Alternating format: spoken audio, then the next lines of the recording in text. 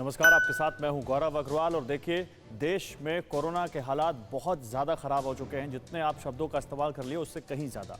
संक्रमण की रफ्तार इतनी तेज़ हो चुकी है कि समझ में नहीं आ रहा कि जाकर रोकेगी कहाँ। जानकारी बचाव है, अपने आप को सावधान रहना, अपने आप को सावधान रखना, स्वस्थ रखना ही सबसे बड़ा इस वक्त हथियार है कोरोना के खिलाफ। और इसीलिए TV9 भारतवर्ष की एक मुहिम है हेल्पलाइन। हम यहाँ पर रोजाना दिन में 4-5 बार एक्सपर्ट्स के साथ आपको कनेक्ट करते हैं। हम कोशिश करते हैं कि आपके मन में कोरोना से जुड़े जो भी सवाल हो, कोरोना वैक्सीन या उससे जुड़ा कोई भी सवाल हो, वो आप हमारे एक्सपर्ट से सवाल पूछें और हमारे एक्सपर्ट्स उसका जवाब आप तक दें। और इसीलिए एक बार फिर हमारे साथ कुछ एक्सपर्ट्स जुड़ चुके हैं, उनसे हम बात करते हैं। डॉक्टर अनिल शर्मा हैं, HOD हैं कार्डियोलॉजी डिपार्टमेंट बॉम्बे हॉस्पिटल से, और डॉक्टर विवेक गुप्ता हैं कार्डियोलॉजी अपोलो दिल्ली से। एक बार आपको हेल्पलाइन नंबर दिखा देता हूं मैं, एक बार फिर से ये हेल्पलाइन नंबर दिखा दूं। आप दोनों का बहुत स्वागत है। हेल्पलाइन नंबर देख लीजिए, 0120 है 4909900। ये हेल्पलाइन नंबर है, इस नंबर पर कॉल कीजिए। और ये जो दो डॉक्टर्स हैं हमारे साथ, इनसे हम बात करेंगे। अनिल शर्मा हमारे साथ जुड़ चुके हैं, एक दर्शक। अनिल जी, पूछिए अपना सवाल। अच्छा, अनिल शर्मा जी, अभी जो कॉलर हैं, एक और अनिल शर्मा जी हमारे साथ कॉलर जुड़े थे, फिलहाल उनसे संपर्क टूट गया है। लेकिन अनिल जी, ये कल से वैक्सीन की ड्राइव शुरू हो रही है, कोई टिप लोगों के लिए, कोई यहाँ पर लोगों के लिए आप कोई सलाह? जी, वैक्सीन की ड्राइव तो बहुत पहले शुरू हो चुकी है, लेकिन अभी जो 18+ वालों के लिए वर्ष से कम की जो ड्राइव है वो हो पा रही है। उसका कारण है कि जितने वैक्सीन होने चाहिए उतने वैक्सीन अभी अवेलेबल नहीं है। मुझे लगता है कि केंद्र सरकार और राज्य सरकार के बीच में कुछ कम्युनिकेशन गैप रहा है, क्योंकि ये बहुत बड़ी मुहिम है। भारत एक बहुत बड़ा देश है, 138 करोड़ लोग हैं। अगर हम मुंबई की बात करें यहाँ पे, तो कम से कम 60 से 70 लाख लोग होंगे जो 18 से 45 की आयु वर्ग में होंगे। तो फिलहाल रजिस्ट्रेशन शुरू हुआ है। आज इंडिया में करीब 2.5 करोड़ लोगों का रजिस्ट्रेशन हुआ है। इवन कोविन की जो कैपेसिटी है वो है 45,000 पर सेकंड, जबकि रजिस्ट्रेशन हो रहे हैं 55,000 पर सेकंड। तो हम जितना सोच रहे थे उससे ज्यादा लोग उत्साह दिखा रहे हैं, बहुत अच्छी बात है। लेकिन मेरी लोगों से निवेदन रहेगी कि वैक्सीन चाहे 10 दिन बाद शुरू हो, चाहे 15 दिन बाद शुरू करो, वहां पे भीड़ ना करें। ठीक है सर, एक दर्शक हमारे साथ हैं रस्तोगी जी गाजियाबाद से, उनका सवाल ले लेते हैं। रस्तोगी जी, पूछिए सवाल। उन्हें अभी वैक्सीन लगवाई थी। वैक्सीन लगवाने के बाद उनको जो है फीवर आया, और फीवर 10-12 दिन तक रहा है। उनका CT स्कैन कराया, CT स्कैन की जो वैल्यू आई है 9/25 आई है। तो उसमें उन्होंने रैन से जो इंजेक्शन है वो उन्होंने उसको रिकमेंड किया है डॉक्टर ने। लेकिन अब जो उनकी मेडिसिन चल रही है, आज वो उन्हें काफी मतलब ठीक लग रहा है। खांसी भी ऐसे सांस लेने में ऊपर उनकी वो भी नहीं हो रही है। लेकिन उनके परिवार में जो 2 और वाइफ है, उनकी बेटी है, वो उनका जो है पॉजिटिव रिजल्ट आया है। लेकिन उन्हें सिम्टम्स कोई भी नहीं है। ठीक है, बहुत अच्छा सवाल है, बहुत ये कॉमन सवाल है सबसे ज्यादा, कि ये जो CT स्कैन का जो स्कोरिंग है ये बताता है कि लंग के 25 में से कितने हिस्से अफेक्ट हुए हैं। यानी करीब समझिए 36% हिस्सा लंग का अफेक्ट हुआ है। तो वो अभी पास होंगे, फेल होंगे, या कुछ लाइफ को रहते हैं। हमें ये देखना है कि जिन लोगों को कोविड हो गया है उनको इलाज मिले। कोविड की डिफरेंट स्टेजेस हैं, माइल्ड, मॉडरेट एंड सीवियर। अगर ऑक्सीजन लेवल 94 से ऊपर है तो घबराने की बात नहीं है। 94 में से लेके नीचे यानी 92 या 93 है तो सतर्क होना है। 92 से नीचे अपने को हॉस्पिटलाइजेशन करना है। अर्ली स्टेज में जो हम दवाइयां देते हैं वो देते हैं वायरस के रिप्लिकेशन कम करने की। और जो दवाइयां हम देते हैं ऑक्सीजन, और एक दवाई होती है खून पतला करने की जिसको हम बोलते हैं हिपरिन। ठीक है। और अगर स्थिति बहुत ज्यादा बढ़ जाती है, सीवर हो जाती है, तो हम देते हैं स्टेरॉइड। यही दवाई कारगर है।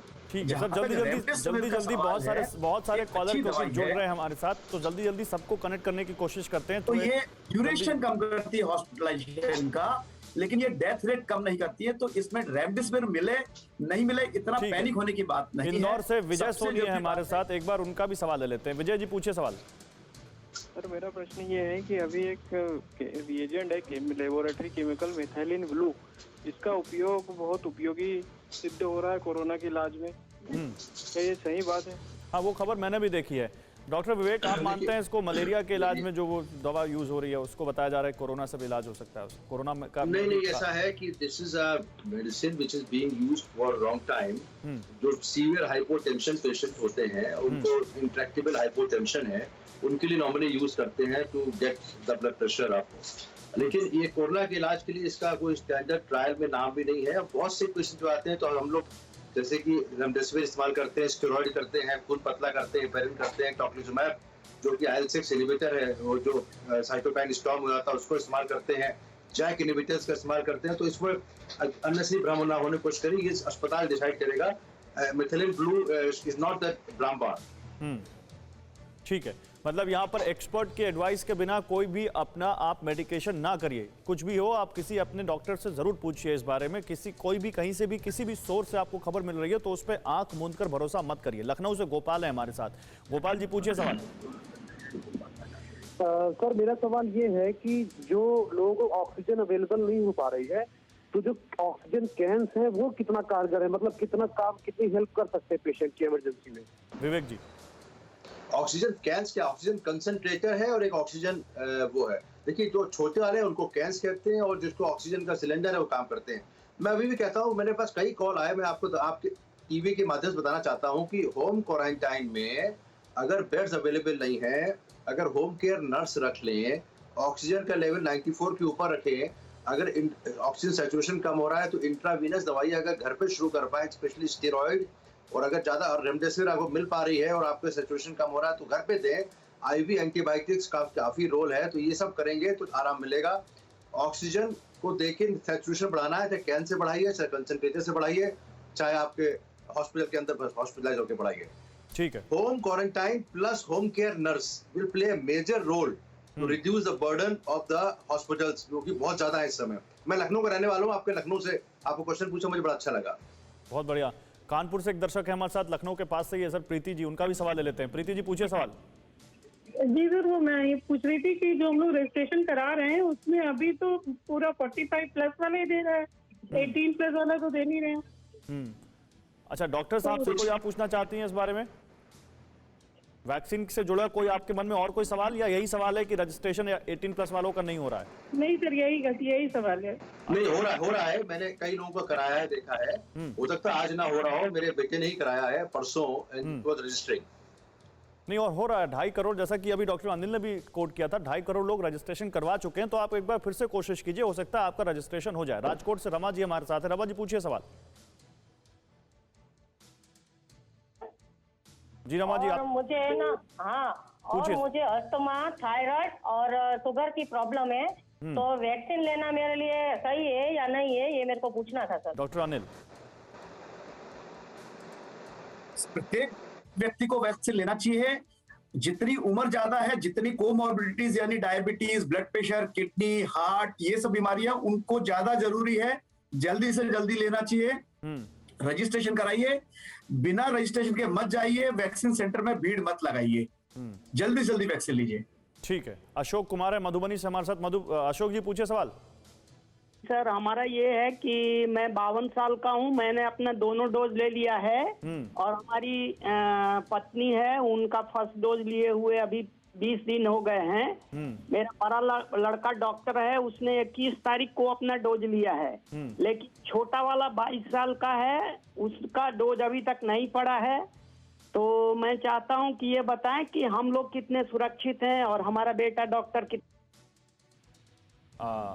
विवेक जी चुकी हैं, उनपे सुरक्षा का लेवल काफी ज्यादा है, खास करके अगर 1 महीना बीत चुका है, क्योंकि उसमें एंटीबॉडी रिस्पांस आ चुका होगा, एंड आई एम श्योर कि वो काफी सुरक्षित हैं। 99% तो कह ही सकता हूँ, 100% की श्योरिटी इसलिए नहीं है क्योंकि कुछ लोगों को देखा गया है इवन आफ्टर 2 डोजेज उनको हुआ है, लेकिन उनको जिनको हुआ है काफी माइल्ड हुआ है। एक आध चीजें देखा गया कुछ पेशेंट में जिनकी काफी कोमॉर्बिडिटी रही है, उनको सेकंड डोज लगने के बाद भी हुआ है और they have not survive, but they are very very rare.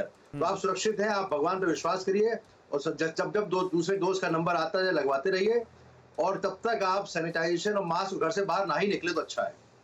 ठीक बात है। वेद प्रकाश है हरियाणा से हमारे साथ। वेद जी, पूछिए सवाल। नमस्कार जी डॉक्टर साहब। नमस्कार। पूछिए। जी, मेरा सवाल है कि कोरोना जो दिमाग के ऊपर स्टेट डालने की जो बता रहे हैं ना, तो सर इसके लक्षण क्या होते हैं? कोरोना के लक्षण क्या होते हैं या दिमाग पर स्ट्रेस के लक्षण, क्या पूछ रहे हैं आप? मैं ये पूछ रहा हूँ सर, ये जो कोरोना का जो दिमाग के ऊपर स्टेन की बता रहे हैं कि इसके लक्षण क्या होते हैं? मैं समझ गया। कोरोना जो है सबसे पहले प्रभावित करता है लंग को, और इसकी प्राइमरी बीमारी बोलते हैं एंडोथेलिटिस, यानी जो लेयरिंग होती है उसमें सूजन आती है और क्लॉट बन जाता है। सबसे इंपॉर्टेंट होता है लंग में निमोनिया इन्फेक्शन। उसके अलावा ये हार्ट के अंदर heart attack, myocarditis, irregular heart beat, arrhythmia कर सकता है। यहाँ से क्लॉट निकल के जो कॉमन है वो ब्रेन में जाके ब्रेन में क्लॉट करके स्ट्रोक या पैरालिसिस कर सकता है।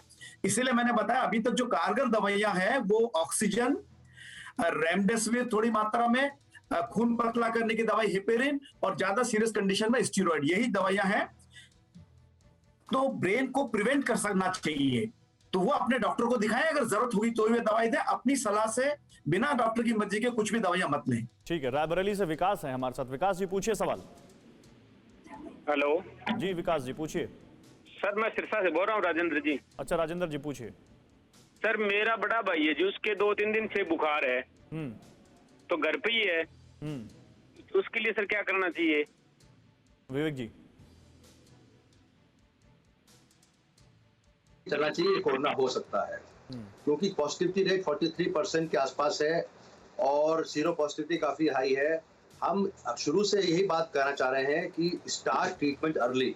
अब आरटी-पीसीआर टेस्ट होगा नहीं, आपको उसकी बुकिंग मिलेगी नहीं, जो कि 3-4 दिन बाद मिलेगी। तब तक 7-8 दिन बीत जाएंगे और अगर कोरोना हुआ तो रिस्क हो जाएगा। अब करना क्या आपको इम्यूनिटी बूस्टर पता ही है, जिंक लेना है, विटामिन सी हाई डोज में लेना है, कोक्यू एंजाइम लेना है, पानी ज्यादा पीना है, बुखार के लिए पैरासिटामोल लेना है, लेकिन साथ साथ आइवरमेक्टिन भी शुरू कर दीजिए। 12 मिलीग्राम की टैबलेट आती है, कुछ लोग दिन में 1 बार देते हैं, मैं 2 बार देता हूँ, 5 दिन तक खाइए और कोशिश करिए जल्दी टेस्ट हो जाए। यहाँ पे थोड़ा सा अगर पेशेंट की एज ज्यादा है और कोमॉर्बिडिटी है, मैं तो अपने पेशेंट को फेविपिराविर भी शुरू कर रहा हूँ, उससे कम से कम एक ट्रीटमेंट स्ट्रीमलाइन हो जाता है। स्टेरॉइड की जरूरत नहीं, रेमडेसिविर की जरूरत नहीं है। ठीक है, और जल्दी ट्रीटमेंट करा के शुरू करें। अर्ली ट्रीटमेंट की टू सक्सेस। ठीक है, रायबरेली से विकास है हमारे साथ। विकास जी पूछिए सवाल। सर, मेरा कहने का मतलब ये है कि जो इंजेक्शन लिया जा रहा है सर रेमडेसिविर का, उसमें बहुत से लोग खत्म हो गए रायबरेली में 60 साल के ऊपर, तो क्या इंजेक्शन लेना सर सही रहेगा? अनिल जी। ये जो रेमडेसिविर का इंजेक्शन है ये डॉक्टर की सलाह से ही लेना है, और जैसा मैंने पहले ही बताया कि खास स्टेज होती है उसी में रेमडेसिविर दिया जाता है। उससे पहले दिया गया या सीरियस हो गए बाद में दिया गया तो कोई फर्क नहीं है। रेमडेसिविर कोई बहुत चमत्कारी दवाई नहीं है, ये खाली हॉस्पिटलाइजेशन का ड्यूरेशन कम करता है, बट रेमडेसिविर से कोई डेथ हो ये बहुत रेयर चीज है। तो अगर डॉक्टर समझते लेना है तो लेना चाहिए।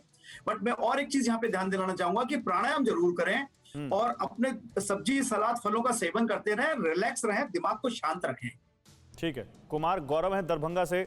कुमार गौरव जी पूछिए सवाल। जी नमस्ते सर, मैं कुमार गौरव बोल रहा था। मैंने 1 महीने पहले वैक्सीन की पहली डोज ले रखी थी अपनी, फिर भी मैं इस सप्ताह कोरोना पॉजिटिव हो गया सर। तो क्या मैं रिकवर जब करूंगा तो सेकेंड डोज की, क्योंकि मेरी समय नजदीक आ जाएगा, तो क्या हमको लेना, कितने दिनों के अंतराल पे लेना सही रहेगा मुझे सेकेंड डोज? बिल्कुल, बहुत एक तो मुझे तारीफ करनी है आपकी पॉजिटिव सोच की, जिस पॉजिटिव सोच के साथ आप चल रहे हैं। विवेक जी पूछिए, जवाब दीजिए इनका। 3 से 4 हफ्ता after getting your negative report, 2 हफ्ते पे भी लगा सकते हैं, क्योंकि जिस हिसाब से महामारी चल रही है, लेकिन सीआरपी टेस्ट कर लेंगे, अगर उसमें इन्फ्लेमेशन खत्म हो चुका आपकी बॉडी में तो फिर आप ले लीजिए। 2 हफ्ते से लेकर 4 हफ्ते तक कोई भी कभी भी ले सकते हो, लेकिन एकदम इमीडिएटली नहीं लेना आप नेगेटिव होने के बाद। अच्छा, कोई टेस्ट भी होता है क्या डॉक्टर साहब की, मतलब अगर इस टेस्ट को करा लें तो ये कंफर्म होगा कि आप अब वैक्सीन ले सकते हैं या नहीं? एक्चुअली एक स्टडी तो नहीं है कोई, एक लोगों की सोच थी कि एक होता क्या है, जो सी रिएक्टिव प्रोटीन है, एक मार्कर होता है ब्लड के अंदर, सीआरपी, उसके अंदर ये सीआरपी बहुत ही कॉमन टेस्ट हो गया। वैसे सारे इन्फ्लेमेशन में, किसी भी बीमारी में अगर बॉडी के अंदर इन्फेक्शन इन्फ्लेमेशन ऐसे बढ़ जाता है। देखिए ये हम लोग सबसे ज्यादा कॉमन हो गया during corona time, first wave में भी था, सेकेंड वेव में था। अगर बॉडी के अंदर कहीं किसी तरह का इन्फेक्शन या इन्फ्लेमेशन चल रहा है तो उसमें वैक्सीन अवॉइड करनी चाहिए। अब वो कैसे पता लगेगा? सीआरपी लेवल से। अगर सीआरपी लेवल नॉर्मल है तो you are much safer to get less allergic phenomena and less problem with the vaccine.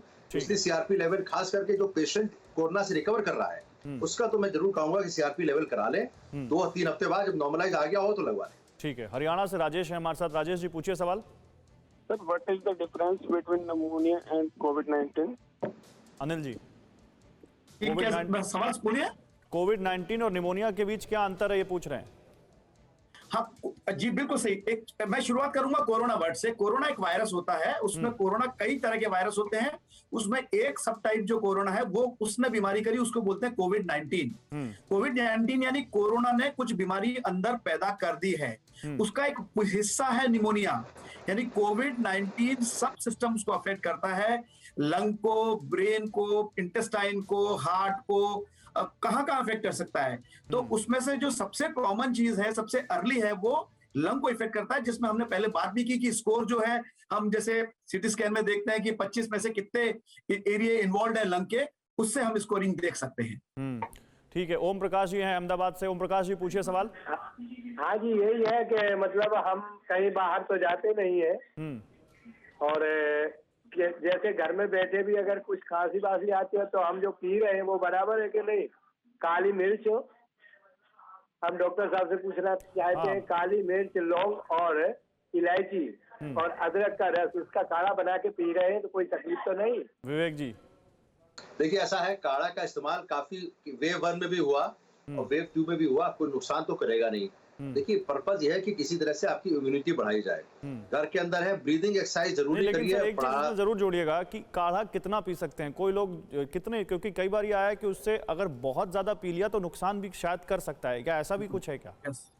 देखिए बॉडी के अंदर कोई एक्स्ट्रा केमिकल जाएंगे, जितना ज्यादा लेंगे, ज्यादा शक्कर लेंगे, ज्यादा नमक लेंगे, ज्यादा काढ़ा लेंगे, कोई भी जाएंगे नुकसान करेगा। तो 2 बार ज्यादा ना लें, वो भी आधा ग्लास, 1 ग्लास ज्यादा। देखिए हाँ, तो आपकी इम्यूनिटी बढ़ानी है। काढ़ा इज नॉट 100% श्योरिटी कि आपको नहीं हो। सबसे इंपॉर्टेंट बात है कि घर के बाहर तो आप जा नहीं रहे, लेकिन बाहर से भी लोगों को अंदर ना बुलाएं। यानी कि अपने मेड सर्वेंट हैं, ये सब है, इनको खत्म करिए और घर के अंदर, टोटल घर के अंदर आइए। और घर के अंदर भी अगर मास्क पहनेंगे, मुझे आपकी आवाज से लग रहा है कि आपकी उम्र कम से कम 50-60 के ऊपर है, तो घर के अंदर भी मास्क पहनिए और बचाइए इस कोरोना से महामारी को। और देश के प्रधानमंत्री जी को इस काम जीतने के लिए और TV9 को जीतने के लिए हेल्प करिए।